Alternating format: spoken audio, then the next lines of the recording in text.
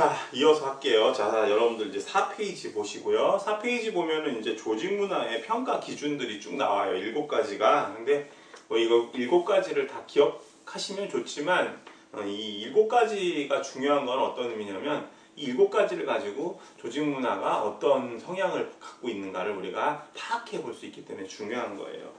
한번 봅시다. 첫 번째는 조직 문화의 평가 기준 중에 첫 번째 하나가 이노베이션 앤 리스크 테이킹, 그러니까 혁신과 리스크, 위험을 받아들일 수, 감수할 수 있는가라는 거죠. 그래서 어떤 조직 같은 경우 이제 조직 문화를 봤을 때 상당히 혁신적인가. 그러니까 조직 문화를 우리가 파악할 때 이제 느낄 수 있는 게 조직에서 시행하는 제도, 뒤에서 이제 공부하겠지만 조직 문화의 7S라는 게 있거든요. S로 시작하는 첫 단어 중에 시스템이라는 게 있어요. 그러니까 어떤 조직에서 실시하고 있는 제도를 통해서도 조직 문화를 엿볼 수 있다. 그러니까 아까 일부에서 얘기했던 그 워터맨과 피터스의 정의에서 보면 심볼릭 미인즈라고 했을 때 여러 가지 뭐 신화, 그죠? 전설, 뭐 상징 동물 쭉 있는데 조직 문화의 그런 양태로서 우리가 파악할 수 있는 게 제도도 마찬가지다라는 건데 어떤 제도가 상당히 혁신적이다. 그래서 위험을 감수한다라고 하면 그 조직은 혁신적인 조직으로 어떤 분위기를 이끌고 나가고 있다라고 판단해 볼 수 있죠. 예가 어떤 게 있냐면 공공기관 같은 경우에 추상적이니까 예 듣는 게 제일 좋을 것 같아요. 공공기관 같은 경우, 그 다음에 여러분들 이제 공기업 이런 곳 이제 취업으로 선호하는 친구들 많잖아요. 왜 그러냐면 안정성이죠. 그러니까 민간 기업에서는 일을 이제 처리하다가 잘못 처리하는 경우 뭐 사직을 하는 경우도 있고요, 그죠? 그리고 뭐 명예퇴직을 하는 경우도 종종 발생하고 민간 기업 같은 경우. 근데 공기업이나 공무원들 같은 경우에는 큰 문제가 없는 경우에는 정년이 보장되잖아요. 그런 측면에서 안정성이 상당히 있는데 이게 좋은 게 항상 단점이 될 수 있죠. 안정성을 추구하다 보니까 약간 어떤 무사한일주의의 어떤 분위기가 팽배할 수 있어요. 그래서 2004년도, 그러니까 2000년대 초반에 어떤 일이 있었냐면 공공기관에 좀가 혁신을 가하자고 해서 여러 가지 이제 제도들을 실시하게 되는데 그 대표적인 게 이제 그 공공기관에서의 연봉제 실시예요. 연봉제라고 했을 때 가장 핵심되는 게 뭐냐면 연봉제에서는 성과잖아요. 쉽게 생각해 보면 우리 프로 스포츠 선수들의 연봉제를 생각해 보면 예를 들면 작년에 상당한 업적을 남겼다, 그죠? 뭐 팀 우승하는 데 기여를 했다, 개인 성적이 좋았다 그러면 그 선수의 연봉이 올라가죠. 그런 개념으로 일단 생각해 보시면 이해가 될 거예요. 물론 이제 성과급 비중이 연봉제에서 뭐 100%는 아니에요. 대개 이제 성과급 비중은 많아봐야 이제 30% 이내에서 운용되는 경우가 많거든요. 왜냐하면 연봉제 같은 경우 100%, 이거 오늘 또 HRM 얘기하고 있네. 연봉 중에서, 연봉 급여 중에서 성과급이라고 해봅시다. 성과급이 100%면 성과를 100% 내면 연봉이 높아지는 건 맞지만 성과 못 내면 연봉을 제로로 받는다는 얘기 아니에요. 그러니까 제로는 너무했고, 예를 들면 연봉이 전에 한 7천만 원 받던 사람이 올해 별 성과가 없어서 한 1,000만 원 받는다고 해봐요. 생활이 안 되겠죠. 그래서 이 성과급 비중을 보통 30%로 조정하는 경우가 많아요. 많아봐야 40%도 상당히 많죠. 그런데 이런 공공기관의 안정성을 최우선으로 하는 어떤 그런 분위기가 있는 기업에서 연봉제를 도입한다. 그럼 상당히 혁신적이고 위험 감수가 되는 거죠. 이런 노력들이 있었다. 그래서 이런 제도를 실시한다. 그러면 혁신적이다라고 이야기를 할 수 있고요. 자, 두 번째는 이제 attention to detail, 그러니까 세부 사항에 대한 주의라고 하는데, 요거는 일하는 방식하고도 관계 있어요. 우리가 조직 문화의 양태로서 또 한 가지 파악해 볼 수 있는 게 일하는 방식이거든요. 일하는 방식이 어떠냐? 그래서 보통 이제 역시 뭐 이제 공공기관이나 아니면 공무원들 같은 경우, 공공조직 같은 경우에는 이 문서 같은 포맷이 되게 획일적이에요. 제가 볼 때는, 개인적으로 생각할 때는 여러분들이 이제 뭐 팀플 같은 거 시키면 아주 폰트 예쁜 거 찾아서 잘 작성하시거든요. 아주 근데 항상 보면은 뭐 명조체 비슷한 폰트만 쓰고 문서 시작할 때 보면 항상 동그라미 집어넣고 언론에 보도되는 자료 보면 그리고 파워포인트 할 때 쓰는 글씨체도 정해져 있어요. 네, 잊어버렸는데 불달한 어떤 글씨체 있어요. 그러니까 이런 것들을 이제 과업을 하는 경우가 있거든요. 그런 지침에 맞춰서 너무 세부 사항에 이제 주의를 기울이게 되면 조직 문화가 조금 좀 막혀 있다, 답답하다 이런 느낌을 줄 수 있죠. 근데 뭐 여기서 좋게 얘기했네요. 정확하고 분석적으로 과업을 수행하도록 기대하는 정도를 말한다. 세부 사항. 이것은 이제 조직이 추구하는 공식화와 관련이 있어요. 포멀리제이션과. 자, 그 다음에 결과지향 볼게요. Outcome Orientation. 결과지향이라는 거는 성과에 집중하는 정도. 그러니까 구성원들이 얼마만큼 이제 성장했느냐가 중요한 게 아니라 단기적으로 매출이 얼만큼 올랐느냐 이런 거에 초점을 맞추는, 그죠? 특히 이제 조금 전에 말했던 프로 스포츠단들이 상당히 그렇죠. 올해 우승을 했느냐, 몇 등을 했느냐. 그래서 잘 안 되면 중간에도 막 감독 교체하고 막 그러잖아요. 그런 것들. 스포츠 팀들은 상당히 결과 지향성이 크다. 뭐 이렇게 얘기할 수 있죠. 그 다음에 사람 지향. 조직 내 의사결정이 사람들, 구성원들을 얼만큼 고려하느냐. 예를 들면 이제 뭐 육아휴직 같은 경우를 육아휴직이라는 거 있잖아요.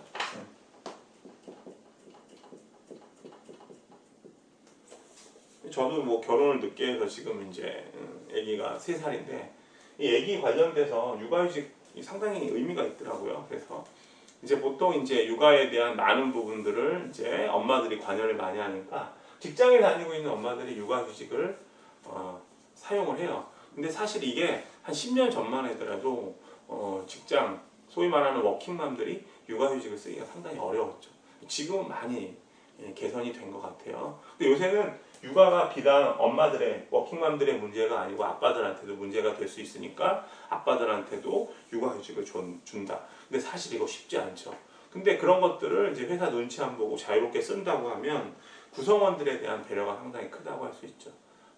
제가 볼 때는 이런 게 바람직한 조직 문화라고 생각해요. 상당히 열려있는 조직 문화구나라고 판단해 볼 수 있고요. 그 다음에 이제 팀 활동, 팀 지향성이라는 건 뭐냐면 어제 팀에 대한 말씀 드렸어요. 일단 팀을 생각해 보면 과부제랑 비교를 해서 상당히 사이즈 면에서 작다. 어저께 과부제 같은 경우 인원이 한 50명, 그 다음에 팀제 같은 경우 10명 정도 된다고 말씀드렸죠. 그러다 보니까 과업 수행할 때 상당히 인텐시브하게 할 수밖에 없어요. 그러다 보니까 커뮤니케이션도 많고, 그죠? 그 다음에 끊임없이 회의를 하고, 그러다 보면 오고 가는 커뮤니케이션 속에 지식이 쌓인다, 그죠? 그러다 보면 여러 가지 지식 경영이 이루어질 수도 있고, 그래서 팀 지향성을 우리가 척도를 우리가 보면 일단 조직이 수평화되어 있느냐, 수직화되어 있느냐 이런 거 판단해 볼 수도 있다. 그 다음에 이제 어그레시브니스는 1번에서 나온 이노베이션과 리스크 테이킹하고 상당히 유사한 개념이에요. 적극적으로 과업을 수행하느냐, 소극적으로 하느냐. 공기업 같은 경우, 그 다음에 이제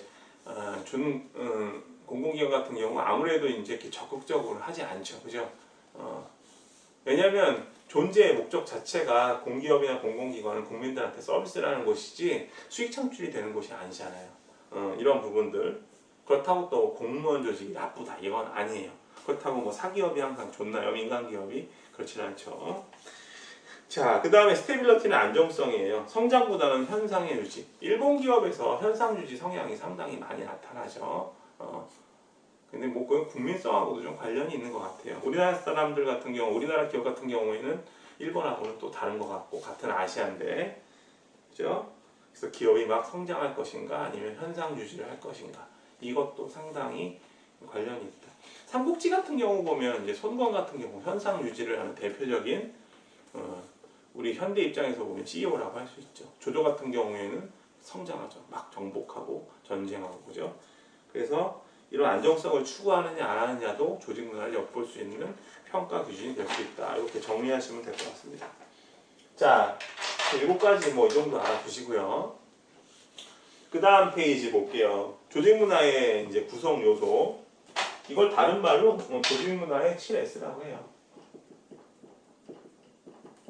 조직 문화 7S. 지금 거기 보면 슈어드 밸류부터 쭉 밑에 스타일까지 전부 첫 글자가 S로 시작하죠.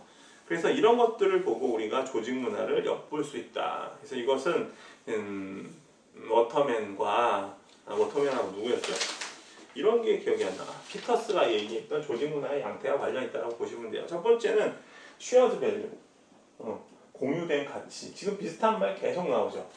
뭐 belief system, shared by organization members, 뭐 이런 말들도 나오고, 그 다음에 뭐 shared core value, 그죠? 그래서 항상 D가 빠졌네.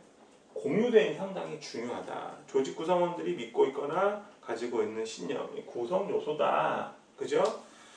예를 한번 들어보면 이제 근데 이게 깨지면 상당히 이제 혼란스러워요. 여러분들 영화 그 실미도 보셨죠? 실미도 안성기 아저씨가 주인공으로 나오는 거. 나를 쏘고 가라 막 이랬던 거. 그거 보시면 실미도에 있는 사람들의 그런 쉐어드 밸류가 뭐였어요? 북한으로 침투해가지고 김일성을 암살하는 거였잖아요, 그죠? 근데 그게 이제 우리 남북 분위기가 바뀌면서 없었던 일이 되니까 상당히 혼란함을 겪잖아요. 쉐어드 밸류는 그래서 상당히 중요해요. 공유된 가치가 깨져 버리니까 여러 가지 일이 발생을 하잖아요, 영화에서. 자, 그런 것들 한번 보시고. 자, 그 다음에 두 번째 스트래티지는 전략이에요. 전략 써볼까요? 전략, 스트래티지.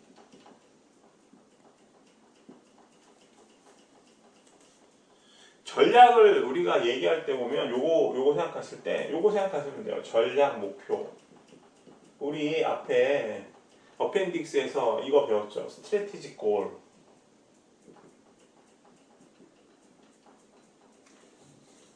그죠? 전략 목표. 전략 목표하고 관련 있는 거 뭐였어요? 우리 경영정의 내려볼 때 전략 목표에 부합하는 뭐였죠? 그게 아니라 미션과 비전에 부합하는 전략 목표였죠? 정정할게요. 미션과 비전에 부합하는 전략 목표. 그죠? 그래서 미션이라고 하는 건 뭐였더라? 기업의 존재 근거. 비전이라는 건 바람직한 미래 모습. 거기에 맞춰서 전략 목표가 추구되니까 이게 조직이 추구하는 바잖아요. 그죠? 그러니까 조직 문화의 어떤 하나의 구성 요소로 파악할 수 있다. 왜냐면 추구하는 목표에 따라서 조직 분위기도 바뀔 수 있으니까. 예를 들면 목표 중에 하나가 신제품 개발이다. 우리 회사의 어떤 미션은 끊임없이 고객들에게 혁신을 제공하는 거야. 그러면 신제품 계속 만들어야 될 거 아니에요. 비전으로서. 그러면 실제 조직 목표도 전략 목표도 신제품 개발과 관련된 목표들이 많겠죠. 그렇게 되면 분위기가 상당히 연구하고, 그죠? 탐구하고, 조금 열심히 일하는 어떤 분위기가 만들어지겠죠.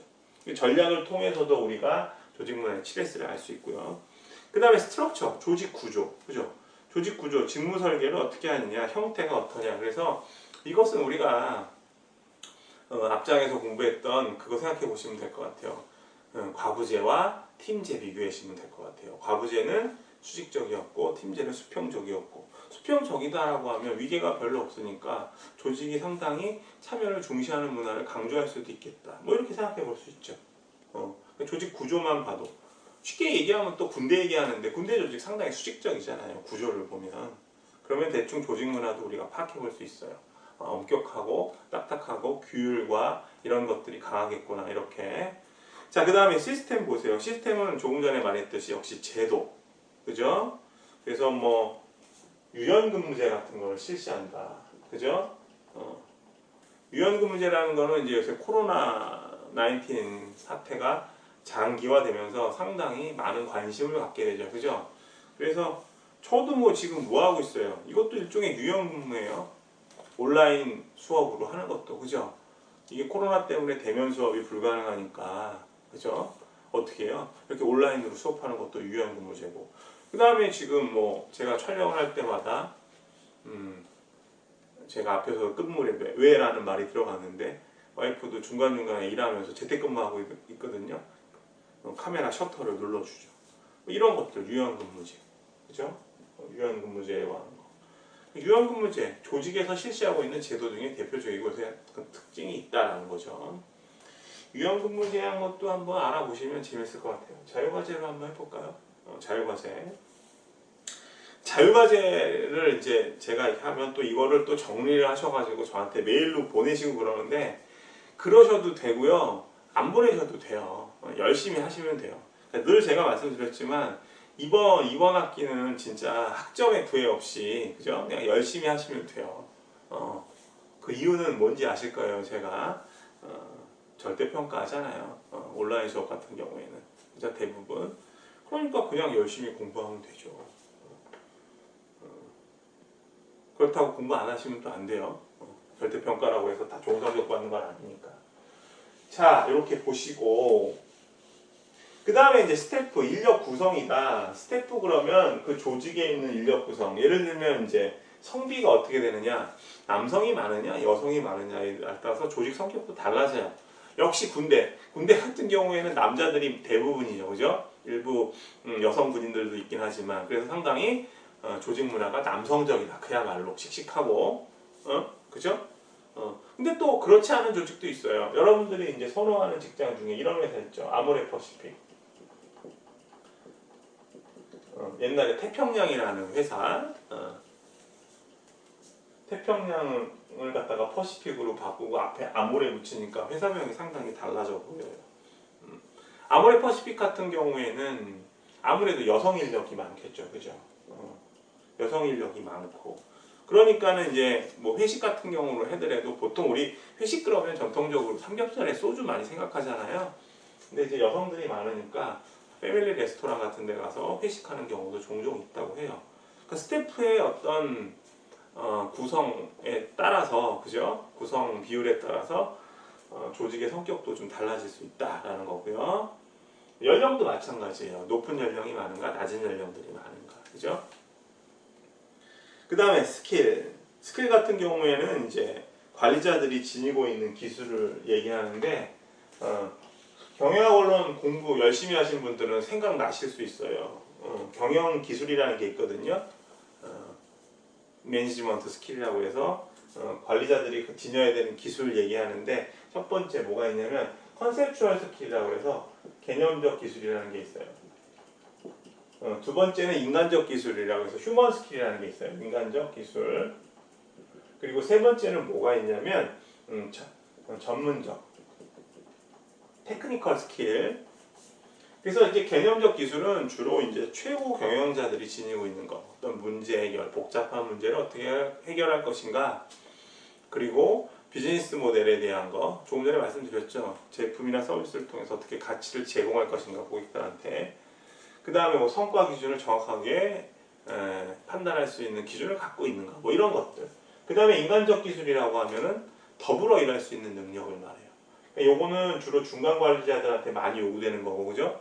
무슨 얘기냐면 부서장들이 부서원들과 같이 부대 끼면서 일하잖아요. 그 다음에 전문적 기술은 실무적으로 얼만큼 일을 잘하느냐, 과업 수행 능력과 관계된 기술이거든요. 그래서 이 세 가지를 갖다가 우리가 얘기를 해서 제조업 같은 경우에는 전문적 기술을 많이 보유하는 사람이 많을 거예요. 자동차 회사 같은 경우, 그죠? 특히 이제 생산 부분에서 그런 경우 상당히 기술 베이스의 어떤 회사고, 그런 것들, 제품의 어떤 여러 가지 신기술이라든가 제조 과정 이런 것들. 더군다나 이제 그런 쪽에서는 연구개발 같은 경우도 상당히 활발해지겠죠. 스킬에 따라서도. 그 다음에 스타일이라고 하는 거, 마지막으로 리더십 스타일을 얘기해요. 어떤 리더십 유형을 갖는가. 리더십에 관한 얘기는 뭐 여기서 다 하긴 어렵지만 그냥 이렇게 생각하시면 돼요. 관리자가 구성원들을 어떻게 이끌 것인가. 그래서 그들이 갖고 있는 리더십. 요새는 유형이 너무나 다양하기 때문에 그냥 그 사람 이름 붙여서 이름 얘기하면 될 것 같아요. 뭐 이호원 리더십, 그죠? 뭐 누구 리더십, 그죠? 이런 식으로. 자, 5페이지 그렇게 정리하고요. 그 다음에 조직문화 구성 요소도 상당히 중요합니다. 7S. 그 다음에 이제 6페이지에 있는 조직문화 형성 과정을 볼게요. 이것도 잘 기억하세요. 형성 과정, 조직문화 형성 과정이 어떻게 이루어져 가고 있는가. 자, 제일 첫 번째는 조직문화를 형성하는 과정 중에서 지금 이제 엔티시던트라는 게 있는데 선행 조건 이렇게 보시면 돼요. 그러니까 조직 문화가 형성되기 위해서 선행 조건이 뭐냐? 바탕이 되는 게 뭐냐라는 거예요. 바탕이 되는 게. 지금 분리를 해놨어요. 파운더스 밸류하고 파운더스 필라서피를 좀 분리를 해놨는데 분리할 필요 없을 것 같아요. 창업자가 지니고 있는 가치관과 철학이라고 생각하시면 돼요. 그가 갖고 있는 철학. 그리고 또 사실은 더 엄밀하게 얘기하면 그 창업자, 파운더스가 갖고 있는 가치관과 철학의 또 기저를 이루는 게 뭐냐면 소사이어틀 컬처예요. 소사이어틀 그러면 그 어떤 사회, 특정 사회를 얘기하거든요. 예를 들면 저 같은 경우에 제가 갖고 있는 가치관과 철학이 이 한국적인 어떤 문화의 영향을 받았겠죠. 아무래도 제가 뭐 한국에서 태어났으니까, 우리나라에서 태어났으니까 유교적인 측면이 있을 거예요. 저도 그죠? 그런 바탕, 그러니까 사회의 어떤 특정 사회, 특정이라는 말을 붙입시다. 특정 사회의 문화를 토대로 해서 가치관과 철학이 만들어지죠. 그죠? 자, 그래서 이런 것들이 이제 조직 문화가 만들어질 수 있는 그런 토대가 된다라는 거죠. 자, 하나 예를 들으면 이거 말씀드려야 되는지 이상하게 생각하지 마시고 지금 미국에서 유명한 잡지 중에 이 플레이보이라는 잡지가 있거든요. 이 잡지가 이제 뭐 중간에 뭐 이제 여성의 누드가 나와가지고 뭐 여러 가지 말들이 많았는데 사실 그게 주된 내용은 아니고 이 플레이보이를 창간한 사람이 되게 재밌어요. 이름이 이제 휴 해프너라는 사람인데 이 사람이 이제 1950년대인가 연도는 정확하지 않아요. 모르겠어요. 하여튼 플레이보이 창간자가 창업자가 파운더스가 휴 해프너인데 이 사람이 이제 처음에 갖고 있던 가치는 뭐냐면 많은 남성들이 볼 수 있는 잡지가 없었다라는 거예요. 잡지가 없어서 신사들을 위한 잡지, 그죠? 신사들이 볼 수 있는 잡지가 뭐냐라고 생각을 했어요. 그래서 여기에는 이제 유명한 소설가들의 작품들이 많이 등장을 했다고 해요. 여러분들 잘 알고 있는 그 영화 007의 원작자 이안 플레밍이라는 사람이 있거든요. 그 사람의 이제 소설도 여기에 연재가 됐었고요. 그 다음에 이제 무라카미 하루키의 소설도 연재가 됐다고는 해요. 저도 직접 확인한 건 아니고 어서 본 기억이 나요. 그래서 이런 것들이 이제 상당히 가치가 있었다 신사들에게. 그리고 실제 로고를 보면은 이제 이 토끼가 이렇게 나비넥타이를 메고 정장을 하고 있는 게 이 그 플레이보이즈의 그 로고인데 토끼는 이제 귀가 크니까 호기심이 많다는 거 아니에요. 그리고 양복은 신사들만 입는 거죠. 서양 기준으로 봤을 때. 그래서 이 회사 로고만 봐도 상당히 추구하는 바가 신사들, 남성들을 위한 어떤 잡지다. 그런 가치관에서 이런 어떤 잡지가 탄생했다. 이렇게 생각하시면 될 것 같아요. 자, 뭐 이 얘가 좀 거부감이 있다 하면 다른 예를 한번 들어볼게요. 뭐 이분 얘기는 제가 상당히 많이 하는데 그 일본의 미라이공업이라는 회사가 있어요. 일본의 미래공업, 우리 한자로 쓰면 미래, 뭐 과거 현재 미래 할 때 그 미래인데 일본 발음으로 쓰면 미라이공업의 회장인 야마다 씨가 있는데 이분이 돌아가셨어요. 몇 년 전에. 근데 이 사람이 갖고 있는 그런 기본 철학이 뭐냐면 회사는 기꺼이 내가 일할 수 있는 곳이어야 된다. 즐겁게. 회사 가서 즐겁게 일하는 사람 사실 그렇게 많지 않을 것 같아요. 경제활동을 영위하기 위해서 노동을 하는 건데 회사에서 집에서 노는 것 같이 재밌게 일을 할 수 있으면 얼마나 좋겠어요. 그래서 그런지 이분이 하는 일이 상당히 재미가 있거든요. 재미가 있어요. 그래서 이 사람이 갖고 있는 기본 행동이 이 뒤에서 이제 나옵니다. 제가 설명을 드릴게요. 기본적인 가치는 뭐냐면 회사는 즐거운 곳이어야 된다. 그래서 여러 가지 제도들을 상당히 재밌게 운영을 해요. 조금 더 말씀을 드리면 이런 거죠. 뭐 승진을 하려고 하는데 오랫동안 일하는 사람이 승진을 하는 게 아니라, 그죠? 승진하고 싶은 사람 이름을 써. 그리고 이걸 갖다가 선풍기에다 대고 종이를 날려요. 윙 하고 날려서 가장 멀리 종이가 날아간 사람한테 과장을 막 시키고 그래요. 근데 이제 그런 것들이 뭐냐면 과장이라는 직책에 얽매이지 말고 책임감 있는 사람이 하라. 즐겁게 할 수 있는 일을 하라. 그런 거거든요. 그래서 계속 이어서 보면 이런 선행 조건, 창업자가 갖고 있는 가치관이나 철학, 특정 사회 문화를 바탕으로 하는 가치관과 철학이 상당히 중요하기도 하지만 그 이어서 탑 매니지먼트, 최고 경영층의 역할도 상당히 중요해요. 그래서 그들이 보이는 행동과 비전, 그죠? 비전, 거기 보면 시니어 리더의 비전과 행동. 그러니까 비전이라는 거는 계속 우리 회사는 어떨 거야라는 걸 자꾸 제시를 해야 되죠. 근데 이런 것들이 구성원들에게 시니어 리더들이 갖고 있는 생각과 언행이 전달되면서 많이 비전 제시가 될 수 있어요. 그죠? 그래서 야마다상 조금 얘기를 조금 더 해보면 이 사람들이 계속 강조하는 게 우리 회사는 유토피아 경영할 거야. 그래서 5시면 퇴근이고 1년에 휴가일수가 140일이야. 공휴일을 한 60일이라고 치면 휴가를 얼마를 더 주는 거예요? 2배 이상 더 주는 거죠. 야, 그리고 우리 회사는 연말에 가족들하고 다 해외여행 갈 거야. 1년 동안 수고했으니까. 그리고 정년도 우리 70세까지 할 거야. 일본 같은 경우 상당히 노령화 인구가 증가하고 있고 세계 최고죠. 뭐 우리나라도 이제 그에 못지 않으니까 65세 인구 이율이 상당히 높죠. 우리나라도 70세까지 일한다는 거 의미 있어요. 이런 것들을 계속 제시를 하면서 그 미라이 공업 특유의 조직 분위기를 만들어 간다는 거죠. 거기 보면 오르거니제이셔널 클라이밋이 등장하네요. 그죠? 정리를 해보면 조직 문화라는 건 어떻게 형성되느냐, 이런 특정 사회 문화를 바탕으로 하는 그 특유의 창업자의 가치관과 철학 바탕 위에 최고 경영자들의 어떤 행동이나 언행으로 조직 분위기가 형성되면서 조직 문화가 몽글몽글하게 만들어질 수 있는 기회를 갖는다. 그리고 상당히 시간이 걸리겠죠. 자, 2부는 여기까지 하겠습니다. 자, 수고하셨습니다.